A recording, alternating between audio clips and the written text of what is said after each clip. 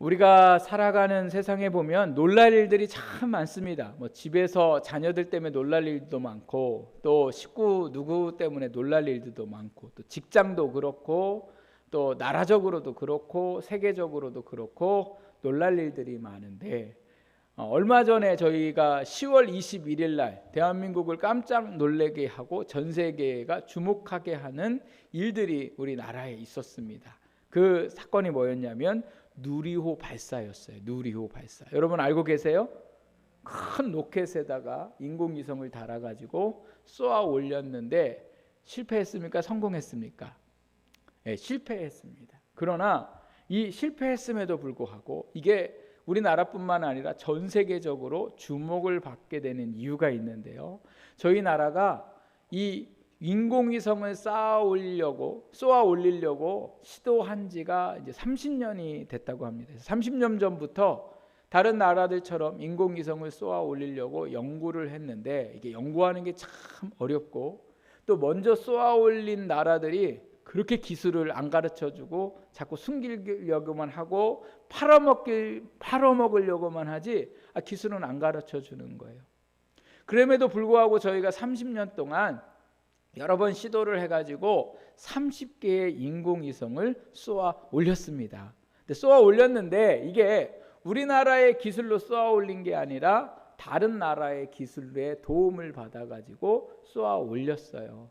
근데 이번에 이 누리호가 참 의미 있는 게 뭐냐면요, 우리나라의 모든 기술로만 이것을 쏘아 올렸더라는 거죠. 근데 이 로켓을 발사하려면요 3번의 발달이 돼야 된대요. 이렇게 발사가 돼야 된대요. 그래서 땅에서 한 번 발사가 되고, 중간에 2번째 발사가 돼야 되고, 3번째 발사가 돼야 되는데, 요번에 3번째 발사가 잘 돼가지고 저 우주까지 쏘아 올려야 되는데 40초가 모자라가지고 그냥 떨어졌습니다.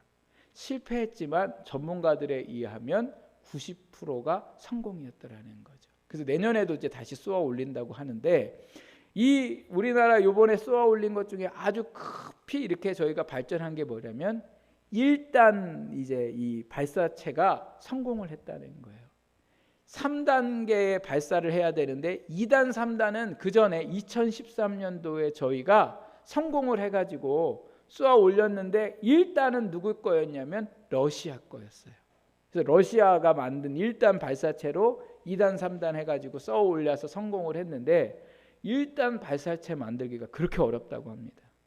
그랬는데 이게 먼저 쏘아 올린 나라들이 대한민국을 어떻게 표현했냐면 절대 1단 못 만든다. 니네는 니네 기술로 갖고 절대 못 만든다. 이렇게 막 호언장담했는데 저희가요 1단을 성공시켰잖아요. 12년 만에 이런 일들이 일어나게 됐더라는 거예요. 300개의 기업인가 하고 하여튼 500 몇 명의 하여튼 몇백 명의 연구진들이 같이 머리를 맞대 가지고 이것을 성공시켰더라는 거예요. 이게 한 번 쏘아 올리는데요, 아니 2, 3조가 들어간대. 2, 3조. 엄청난 돈이죠. 그런데 이게 성공만 하기만 하면 2, 3조가 문제가 아니라 더 어마어마한 이익을 우리 대한민국에 가져올 수 있는 그러한 일들이었더라는 거예요. 여러분 별로 뭐 이렇게 감이 안 오시죠? 내 거 아니니까. 그러나 이게 지금 우리나라가 30여 년 동안 기술을 계속해서, 그리고 심지어 다른 사람들은 절대 하지 못한다고 그렇게 장담했던 일들을 우리나라가 하고 있어서요, 세계가 우리나라에 지금 주목하고 있죠. 또 이 작은 대한민국을 주목하게 하는 일들이 많이 일어나잖아요. 그 중에 대한민국의 K-팝, 이 노래가 세상의 모든 전 세계 젊은이들을 막 흥분하게 만들고, 대통령 이름은 몰라도 BTS 이름을 알 정도로, 또 영화가 이번에 상영이 됐는데 오징어 게임이라는 그 이제 시리즈 그 드라마가 전 세계에 막 1등을 하는 그런 일들이 놀랍게 일어나고 있는 것을 보게 됩니다. 그래서 나라 안에 참 많은 것들을 이렇게 감당하고 있는 그 일들에 있어서 나라를 세계적으로 알리는 일에 뭐 대통령이 지금 뭐 G20 정상회담도 가 있고 뭐 이렇게 하지만, 하여튼 정치나 경제나 이런 게 지금 나라를 살리고 있는 게 아니라 오히려 노래나 영화가, 드라마가 대한민국을 전 세계에 알리는 큰 일을 감당하고 있다는 이 자체가 아마 오늘 우리가 살아가면서 어른들은 전혀 상상할 수 없는 일들이었더라는 거죠. 하나님이 주시는 오늘 이 말씀을 보면요, 예루살렘에 많은 사람들이 모였습니다. 그 이유가 뭐냐면 유월절을 지키기 위해서 모였는데, 유대인들은 1년에 한 번 이 유월절을 지키기 위해서 예루살렘 성전으로 모입니다. 이 유월절이 무슨 날입니까? 이스라엘 백성들이 애굽에서 나오던 그 날, 마지막 10번째 재앙, 장자가 죽는 재앙을 하나님이 그들을 구원하시면서 하나님께서 그들에게 유월절을 지켜라 이렇게 얘기하시죠. 그래서 유월절을 지키려고 이스라엘 사람들이 모이는데, 이 예루살렘에 모일 때 오늘 말씀해 보니까 예루살렘에 사는 사람들만이 아니라 어디 있는 사람들도 모여 있습니까? 9절부터 10절, 11절 말씀해 보니까 각 나라와 여러 지방들에 있는 유대인들이 유월절을 지키러 예루살렘에 모였을 뿐만 아니라 그 다음에 뭐라고 얘기하냐면 10절 끝에 보면 뭐라고 얘기해요? 유대교에 들어온 사람들도 모였더라는 거예요.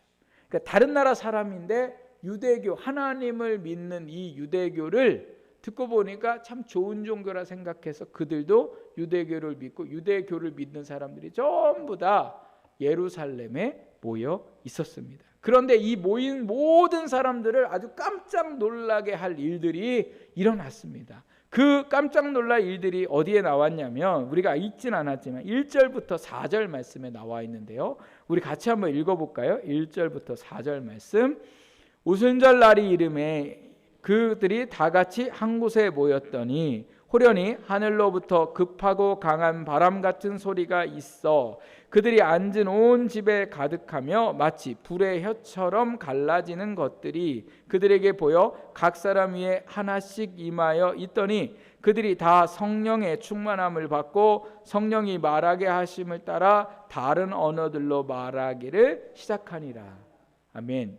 예루살렘에 유대교 유월절을 지키려고 온 사람들도 있었지만 그 안에 또 누구도 있었냐면 예수님을 따랐던 제자들과 성도들이 예루살렘에 머물러 있었습니다. 왜 머물러 있었냐면 예수님이 죽으시고 부활하시고 난 후에 그들 보는 앞에서 승천하시면서 어디 가지 말고 예루살렘에서 내가 너희에게 약속한 성령을 기다려라 이렇게 예수님이 말씀하세요. 그래서 예수님의 제자들과 성도들이 마가의 이 다락방, 마가라는 사람의 집에 모여 앉아가지고 성령을 기다리면서 뭐 하고 있었냐면 기도를 하고 있었는데 오순절 날이 이르렀는데 그때에 어떤 일들이 일어납니까? 성령의 역사가 그 모인 모든 사람 한 사람 한 사람 한 사람마다 임하게 되어서 성령 충만함을 받았는데 성령 충만함을 받고 그 형상들이 어떻게 일어났냐면 모두가 뭐예요? 방언을 했더라는 거죠. 여기 이제 방언이라는 말씀들은요 4절 끝에 보니까 다른 언어들로 말하기 시작했다. 이 방언했다는 건 지금 우리가 기도하는 이 기도 시간에 얘기하는 방언을 얘기한 게 아니라요 각 나라의 말로 말하기 시작했더라는 거예요. 근데 그 예루살렘에서 성령 받은 사람은요 이스라엘 밖으로 나가본 적이 없는 사람들이에요. 그러니까 다른 나라의 말을 배워본 적도 없는 사람들이 성령으로 인해서 각 나라의 말들을 하는데 그 소리가 엄청나게 들리게 됩니다. 그래서 7절 말씀에 보니까 그들의 이야기를 듣고 다 놀라서 신기하게 이르렀더라 이렇게 얘기하죠. 그러면서 7절에 보십시오. 이르되 보라 이 말하는 사람들이 다 갈릴리 사람 아니냐. 이 갈릴리에 사는 사람들 배움도 없는 사람들이 어떻게 이렇게 각 나라의 말을 할 수 있냐. 제가 마치 러시아에 한 번도 안 가봤는데 러시아의 말을 막 하는 거예요. 성령의 이 막 역사로. 그러니까 놀랍습니까? 안 놀랍습니까? 놀랍죠. 그러면서 8절에 보니까 우리 각 사람이 난 곧 방언으로 듣게 되는 것이 어찌미냐 이렇게 얘기하죠. 너무 놀란 거죠. 자기들이 사는 나라의 말을 이스라엘의 그것도 갈릴리라는 작은 곳에서 이 이야기를 한다는 거, 이 말을 할 수 있다는 거 너무도 놀라운 일인데 더 놀라운 건 이들이 각각 말하는 말들이 다들 다른 언어로 이야기하고 있지만 같은 내용이었다는 거예요. 그러니까 자기가 무슨 말을 하고 있는지 이 사람들도 잘 모르는데 말하는 내용이 다 똑같았는데 그 똑같은 내용이 바로 뭐였냐면 11절 끝에 말씀 보십시오. 11절 우리가 다 우리의 각 언어로 뭐래요? 하나님의 큰일을 말함을 듣는도다 이렇게 얘기하죠. 오늘 여기에 그들이 들었던 말이 바로 뭐였냐면 하나님의 큰일이었다. 이 큰일이라는 원어의 뜻은요 장엄하고 위대하고 강력한 이 뜻을 가지고 있어요. 그러니까 그들이 성령에 취해서 다른 나라 말로 말을 했는데 하나님의 장엄한 일에 대해서, 하나님의 위대한 일에 대해서, 하나님의 강력한 일에 대해서 말했더라는 거죠. 그 강력하고 장엄하고 위대한 것들이 바로 뭐였냐면 하나님이 이스라엘 백성들을 위하여 구원하시기 위해 행하셨던 것들을 말씀하셨다는 거예요. 그 핵심이 바로 뭐예요? 예수 그리스도였더라는 거죠. 예루살렘의 유월절을 지키러 왔던 사람들은 다 예수에 대한 소문을 다 들었어요. 각 나라에서 예루살렘에 왔다 갔다 했던 사람들을 통해서 예수라는 이 사람이 어떤 일들을 행했는가 들었어요. 자기가 하나님의 아들이라고 말하고, 그리고 많은 기적을 행하고, 병든 자를 고치고, 심지어 죽은 자까지 살렸다. 그런데 그가 결론은 뭐냐? 신성모독죄로 십자가에 죽었다. 이게 끝이에요. 그랬는데 그래서 하나의 해프닝으로 끝난 줄 알고 이 사람들은 그냥 유월절을 지키러 왔는데 지금 성령 취한 사람들이 뭐라고 얘기하냐면 너희가 하나님의 아들이신 예수를 죽였다. 그러나 그 예수님은 죽지 않으시고 3일 만에 부활하시고 우리들 보는 앞에서 승천하셨다. 그러므로 너희가 구원을 받으려면 예수님을 믿어야 한다. 지금 이 이야기를 무슨 말로 표현했냐면 하나님의 큰 일로 표현했다라는 거죠. 그러니까 사람들이요 얼마나 많이 놀랐는지 몰라요. 왜 놀래요? 별거 아니라고 생각하고 또 심지어 그 별거 아닌 사람을 죽였다고 생각했던 그 사람들이 지금 누구를 죽였다고 얘기하고 있는 거예요? 하나님의 아들을 몰라보고 죽였다. 이렇게 이야기하는 거죠. 그러니 이 사람들에게는 엄청난 큰일이고 놀라운 일들이었습니다. 이 하나님의 큰일이 어떤 결과를 만들어내냐면요. 하나님의 교회를 탄생하게 만들었습니다.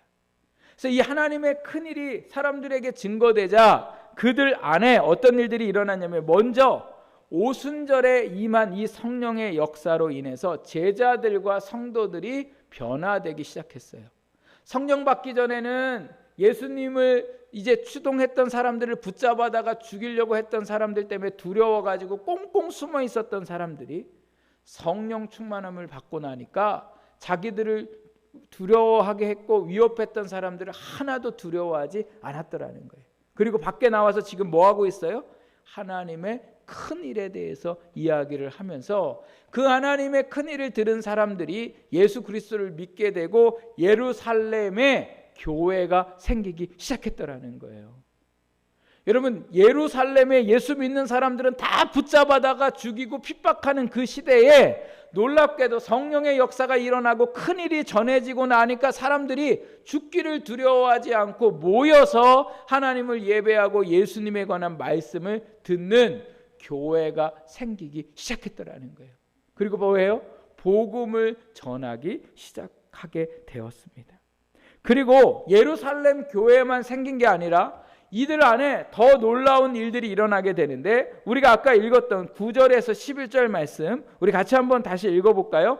우리는 바데인과 메데인과 엘람인과 또 메소포타미아, 유대와 갑바도기아, 본도와 아시아, 부르기아와 밤빌라와 애국과 및 구레네 가까운 리비아 여러 지방에 사는 사람들과 로마로부터 온 나그네 곧 유대인과 유대교에 들어온 사람들과 그레데인과 아라비아인들과 우리가 다 우리의 각 언어로 하나님의 큰일을 말함을 듣는도다 하고 이 많은 세계의 사람들이 이 성령 충만함을 받은 예수님의 제자와 성도들을 통해서 하나님의 큰일 복음에 대해서 듣고 났는데 이게 단순히 듣고 난 걸로 끝난 게 아니라요. 이 사람들이 그것을 들었을 때에 성령님이 그들 마음에 믿음을 주시고 그 예수님을 믿게 되는 사건들이 일어나게 됩니다.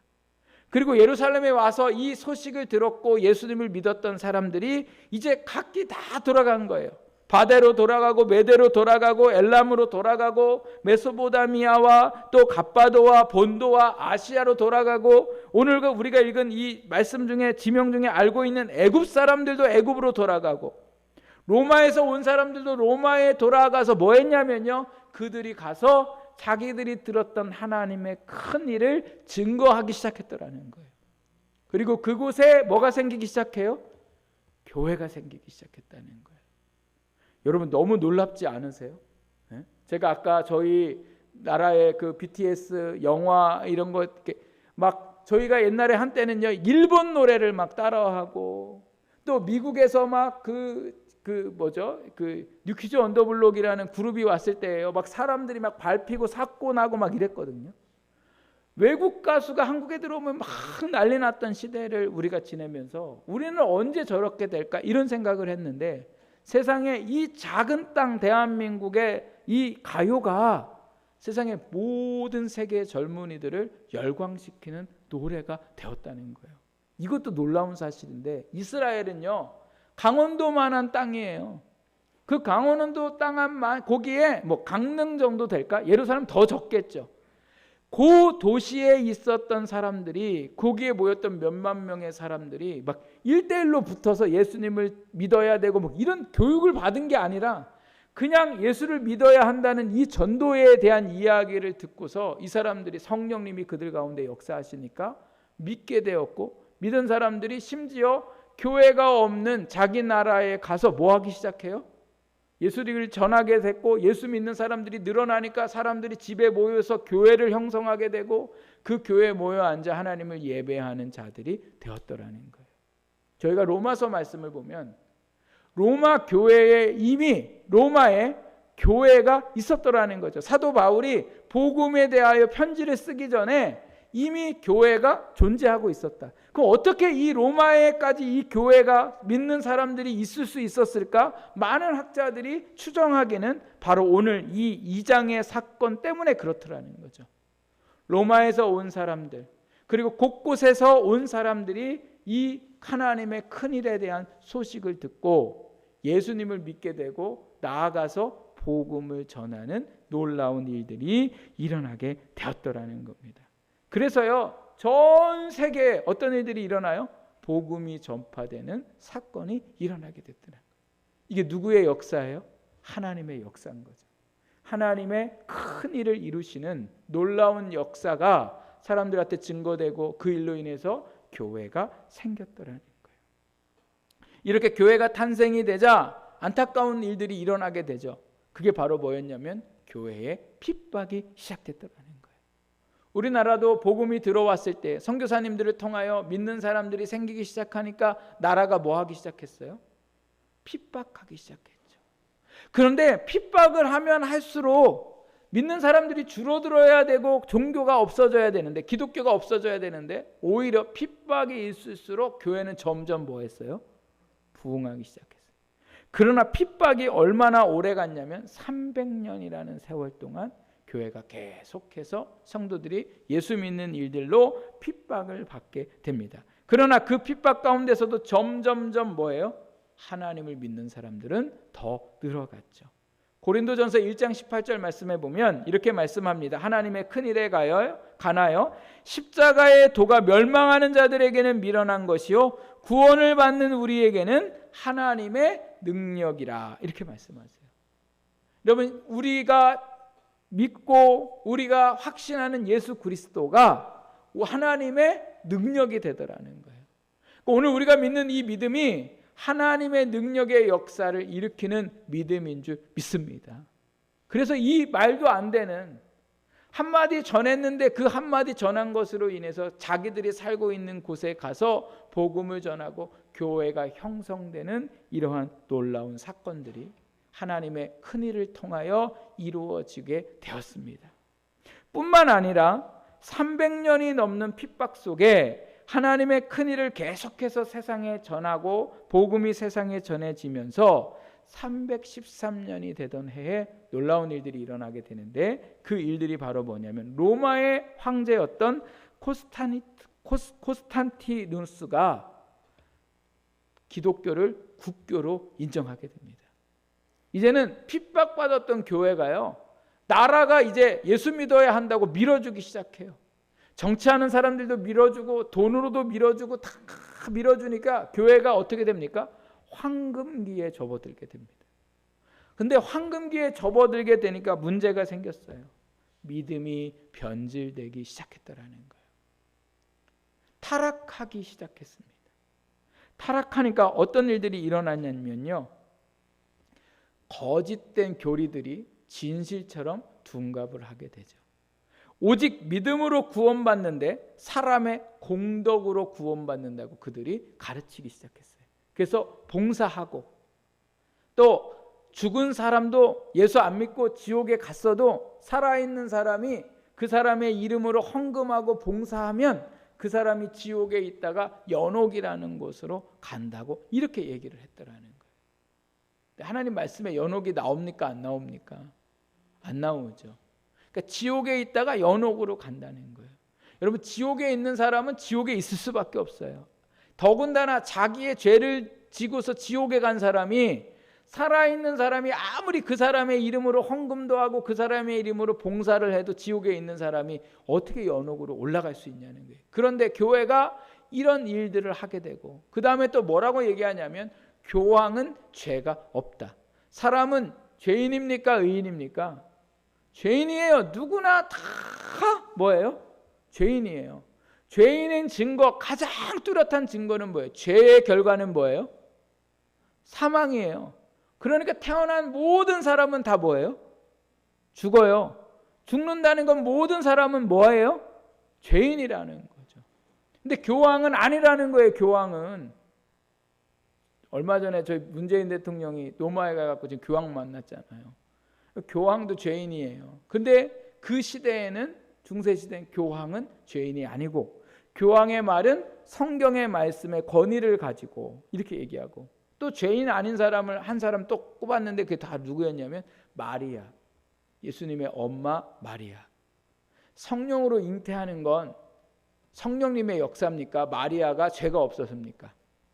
성령님의 역사인 거예요. 그런데 사람들은 마리아가 죄가 없었다 이렇게 얘기하면서, 그래서 그들은 기도할 때 누구한테 기도해요?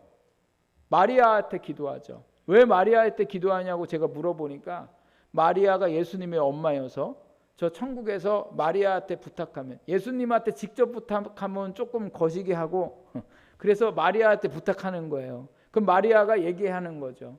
제가 마리아한테 기도하면 마리아가 예수님한테 얘기하는 거죠. 지신규 목사가 이런 부탁을 하던데 예수님 꼭 좀 들어주십시오. 이렇게 얘기한다는 거예요. 그럼 말도 안 되는 거죠. 예수님이 십자가의 죽으심으로 이제는 우리가 하나님 앞에 담대히 나아가서 구할 것을 구하는 인생들이 되게 하신 거예요. 옛날에는 누가 있었어요? 대제사장이 있었어요. 그래서 하나님 앞에 못 나가고 대제사장이 대신 나갔는데, 이제는 우리가 예수님이 십자가의 죽으심으로 우리가 예수님의 이름으로 하나님 앞에 담대히 나아가는 사람들이 됐더라는 거예요. 근데 사람들이 이러한 이야기를 하는 거죠. 그리고 또 뭐예요? 면죄부 판매.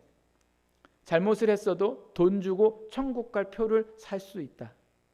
그래서 많은 돈을 들여가지고, 제가 로마 바티칸에 가보니까요, 야, 어마어마해요. 어마어마해요. 그 돈 다 걷어가지고요, 다 바닥에다 다 대리석 깔고 기둥도 다 대리석이고 엄청나게 그냥 갖다가 돈으로 거기를 그렇게 화려하게 만들어놨더라는 거죠. 그래서 역사는 이 시대를 암흑시대라고 얘기해요. 잘못됐다는 걸 아는데도 불구하고 잘못된 것에 대해서 교황과 교회가 두려워서 감히 누구도 얘기 못하고 있었던 그때에, 그러던 어느 날 1517년 10월 31일, 오늘 이 날에 독일의 수도사 루터가 교회가 잘못하고 있는 95개의 문항들을 대학의 정문에다가 붙입니다. 붙이고 그 잘못에 대해서 이야기를 하게 되죠. 루터는요, 성격이 강한 사람이 아니에요. 두려워하고 겁 많은 사람이 루터였어요. 그런데 이 겁 많은 사람이 지금 혼자 교황과 교회를 상대로 싸우고 있는 거예요. 어떻게 이런 일이 있을 수 있을까? 하나님의 큰일, 복음에 대해서 새롭게 알았기 때문에 그래요. 깨달았기 때문에 그래요. 그 루터를 깨우친 말씀이 바로 로마서 1장 17절 말씀입니다. 복음에는 하나님의 의가 나타나서 믿음으로 믿음에 이르게 하나니 오직 의인은 믿음으로 말미암아 살리라. 아멘. 여러분, 연약하고 겁 많은 사람이 하나님의 큰일, 복음에 대해서 듣고 그것을 마음에 확신하니까 어떤 사람으로 바뀌었어요? 교회에 변질된 것들을 새롭게 개혁하는 사람으로 변화되게 되었더라는 거예요. 여러분, 하나님의 복음은 오늘 우리의 뜻과 상관없이, 우리의 행했던 삶의 모습과 상관없이 우리를 하나님의 사람으로 변화시키는 줄 믿습니다.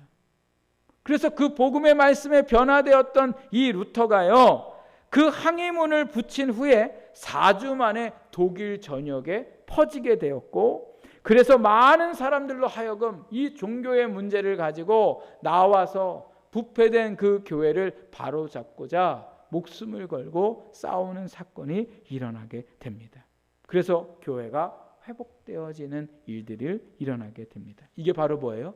하나님의 큰일, 복음의 역사였더라는 거죠. 교회를 세우고 변질된 교회들을 다시금 새롭게 했던 그 하나님의 큰일, 복음의 역사는요, 끝나버린 과거의 역사가 아닙니다. 교회가 왜 10월 31일 이 종교개혁주의를 지키는 이유가 어디 있을까요? 여전히 하나님의 큰일이었던 이 복음의 역사가 우리 가운데 계속해서 뭐예요? 일어나고 있기 때문에 그런 거죠. 어떤 한 청년이 집이 너무 가난하고 힘이 드니까 대학 갈 생각도 포기하고 집에서 그냥 아버지 어머니가 조그만 땅을 가지고 농사 졌던 것처럼 자기도 그냥 자기의 인생을 농사나 짓고 살아가는 인생으로 살아가야 한다 생각하면서 신세를 한탄하면서 살던 어느 날, 동네에서요, 동네 교회가 부흥회를 한다는 소식을 듣게 됩니다. 그래서 그 부흥회 한다는 소식을 들었는데 자기는 오늘 교회도 안 가고 이러니까 안 가려고 했는데 친구가 자꾸 한 번만 가자고 그러고 한 번만 가자고 그래가지고 부흥회 마지막 날 부흥회를 참석을 하게 됐는데 뭘 알겠어요? 뭐 기도하자고 그러도 기도도 시끄럽고 목사님은 설교도 길게 하고 막 사람들이 막 눈물도 흘리고 막 이렇게 하니까 도대체 내가 여기 왜 와 있나 하는데 갑자기 이제 목사님이 기도하자고 막 이랬는데요. 자기는 그냥 가만히 있는데 성령의 역사가 이 분 가운데 일어나게 되니까 몸이 이루 말할 수 없이 그냥 타들어가는 것 같은 큰 불이 그냥 자기한테 와가지고 자기를 다 태우는 것 같더래요. 그러더니 과거로부터 죄 지었던 것들이 필름처럼 막 지나가면서 견딜 수가 없는 거예요. 그래서 그냥 회개를 하는데 그냥 회개할 수가 없고 막 여기를 막 떼굴떼굴 막 굴렀나 봐요. 얼마나 떼굴떼굴 눈물 콧물을 흘리면서 했는지 눈 떠보니까요, 성도들이 다 가고 자기만 혼자 그렇게 하여튼 하다가 이제 끝이 난 거예요. 끝이 났는데 끝이 나고 나니까 마음이 시원케 되고 내가 이렇게 살면 안 되겠구나라는 생각이 들어서 그때부터 주일학교 교사를 하는데요, 주일학교가 막 부흥이 되는 거예요. 이 선생님 때문에. 애들이 안 오면 찾아가고 또 교회에 못 오면 마을 돌아다니면서 산소에서 몇 시에 만나자 이렇게 해가지고요, 산소마다 마을의 애들을 모아가지고 거기서 성경 공부를 하고 찬양도 하고 이렇게 하니까 성도님들이 목사님하고 이 사람은 신학교를 보내야 된다 그래서 신학교를 보내고 전도사가 되고 목사가 되고 나서 교회를 개척해야 되는데 교회 개척할 돈은 없고 어디를 개척해야 될까 생각하다가 청주에서 하여튼 비만 오면 사람들도 못 다니는데 장화가 없으면 못 사는 데다가 교회를 개척해 놓고 거기서 복음을 전하기 시작하는데 정말 죽기 살기로 복음을 전하다가 보니까 많은 영혼들을 구원하게 되고 교회는 점점 부흥하게 되고 그 교회가 제가 부목사로 사역했던 이 금천교회 담임 목사님이십니다. 여러분, 희망 없었던 인생에 뭐가요? 하나님의 큰일, 복음의 역사가 그 안에 역사하니까 인생에 비관했던 인생이 뒤늦게 예수님을 믿고 나서 많은 사람의 생명을 살리는 목사로 변화시키는 일들이 일어나더라는 거죠. 저희가 금요일마다 목사님들이 모여서 설교 모임을 이제 하고 있는데 목사님 어떤 분이 본인 교회에서 일어나고 있는 이야기들을 하시는 거예요. 얘기를 들어보니까 이 목사님네가요 목사 쫓아내기로 유명한 교회예요. 그래서 제가 교회 얘기는 안 해요. 여러분들 찾아보면 다 나와서. 근데 세상에 이 목사님 위에 3명을 다 쫓아냈어요. 한 첫 번째 목사님은 8년 만에 쫓아내고 두 번째 목사님은 오래 계셨는데 20년이 되면 원로 목사가 되는데 원로 목사 안 시키려고 18년인가 19년에 쫓아냈대요. 하여튼 못 살게 군대요. 못 살게 군대요. 세 번째 이제 이분은 네 번째인데 세 번째 목사님도 7년 되던 해에 쫓아냈고 그리고 이제 네 번째 했는데 이분은 지금 10년 됐는데 이제 쫓아낼 때가 됐어요. 어떤 방법으로 하냐면 장로님들이 예배도 안 드리고 대표 기도도 안 하고 모든 걸 거부하는 거예요. 그러면 누가 나가요? 보통 목사님이 나가는 거예요. 그러니까 이분이 교회에 오니까 설교도 이렇게 못하는 거예요. 그냥 말씀 내용만 하는 거지 제가 지금 이런 얘기를 하면 지금 나들으라고 하는 얘기가 막 이렇게 받아들인다는 거예요. 그리고 교회가 폐가 날려가지고 한쪽 사람이 뭐 한다고 그러면 안 온대요. 이쪽 사람들은. 그 위원장 되면 말도 안 듣는데요. 반대쪽 사람들. 그러니까 목사님이 이러지도 못하고 저러지도 못하고 쫓겨날까 봐 눈치만 보고 있었는데 저희 설교 모임에 오다가 보면 대부분 목사님이 이런 목사님들이 많으신데 그 중에 아주 그냥 나갈 테면 나가고 내가 나가든지 성도가 나가든지 나는 하나님의 말씀대로 가르친다. 이런 마음을 가지고 목회를 하는 분들에게 이분이요 도전을 받으세요. 그랬는데 지금 이제 교회가 이 일들이 시작이 된 거예요. 자기를 쫓겨내려고 장로님들이 모여가지고 이제 합심을 해서 예배도 안 나오고 아예 공식적으로 그렇게 얘기를 한 거예요. 성도들한테. 그랬는데 이 목사님이 어떤 마음을 가졌냐면 나는 절대 안 나간다. 그리고 하나님의 말씀대로 하고 나는 여기다 하여튼 목숨 건다. 그리고 성도들한테 이렇게 선포를 하신 거예요. 광고 시간에. 그러면 성도들이 대부분은 장로님 편이었는데 보통은 하도 쫓아내니까 이 성도님들도 말도 못하다가 그동안 다른 목사님은 눈치만 보다가 쫓겨났는데 저 목사님은 안 쫓겨난다고 다짐을 하고 그런 얘기를 하니까 성도님들이 다 목사님 편에 쓴 거예요. 그 결론은 뭐냐? 지난주에 장로님들이 나와가지고 성도들한테 고개 숙여 사죄하고 또 사과문을 발표하고 다시는 이런 일이 없도록 목사님 목회를 잘 도와서 성도님들과 함께 신앙생활 잘 하겠다고 그렇게 사람들 앞에서 머리 숙여 했더라는 거예요. 여러분 그동안 다 쫓겨낸 이 대단한 분들이 대를 이어서 장로를 하고 했던 이 대단한 분들이 이렇게 할 수 있었던 이유가 어디 있습니까? 교회가 그동안 잘못된 전통들을 바꿀 수 있었던 이유가 어디에 있습니까? 목사님 때문에요? 아니요. 하나님의 놀라운 역사인 거죠. 말씀대로. 그래서 여러분 오늘도 우리가 하나님의 말씀이면 그 말씀이 내게 맞든 안 맞든 그 말씀대로 오늘도 우리가 하나님 앞에 설 때에 하나님의 큰 일들이 우리 가운데 이루어질 줄 믿습니다.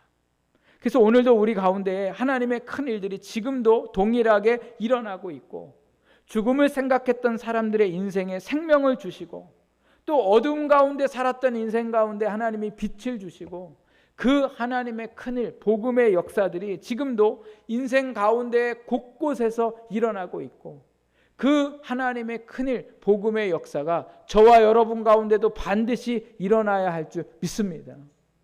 그래서 내 안에 하나님에 대한 열정이 사라져버렸다면 오늘 내가 예수님을 믿음에도 불구하고 뭔가가 내 안에 만족스럽지 못하고 늘 부족하다 생각한다면 오늘도 이 하나님의 복음의 역사가 우리 가운데 다시금 일어나야 할 줄 믿습니다.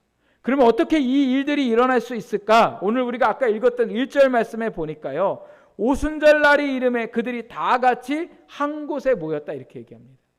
성령의 역사가 있어야 되는데 성령의 역사는 어떻게 일어납니까? 성령의 역사를 사모하면서 뭐예요? 모여서 기도했더라는 거예요. 여러분, 성령님의 역사는 우리가 성령의 역사를 사모하고 기도할 때에 비로소 우리 가운데 성령님이 역사하실 줄 믿습니다. 뭐 착하게 살고 말씀대로 살고 이래서 성령의 역사가 일어나는 게 아니라 성령님이 내 안에 오셔서 나를 주장해 주시고 내 삶 가운데 역사하시도록 우리가 간절히 사모하고 기도하면 성령님이 역사하시는 줄 믿습니다. 다른 건 없습니다.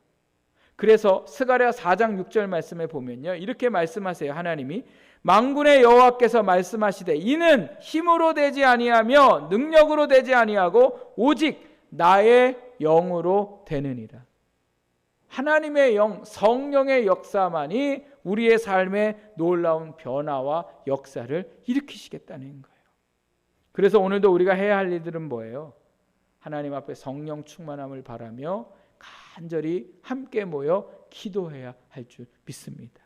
이 기도가 종교개혁자들에게 개혁을 할 수 있는 힘이 되었고, 또 10월 31일 2021년 이 주일을 맞이한 오늘 우리도 동일하게 성령의 역사와 기도함으로 나아갈 때에 하나님이 우리의 가정에, 우리 교회에, 우리 자녀들의, 또 이 나라 이 땅에 하나님의 큰 일들을 이루어 가실 줄 믿습니다. 그러므로 오늘도 우리가 그 하나님의 은혜를 사모하면서 함께 기도할 수 있기를 바랍니다. 마지막으로 우리 종교교역자들이 어떻게 기도하면서 그 일들을 행했는가, 그 기도문을 이 시간에 같이 함께 보면서 우리가 그 기도문을 같이 읽고 기도하는 마음으로 읽으면서 우리가 다시 한번 결단할 수 있는 시간들이 될 수 있기를 바랍니다.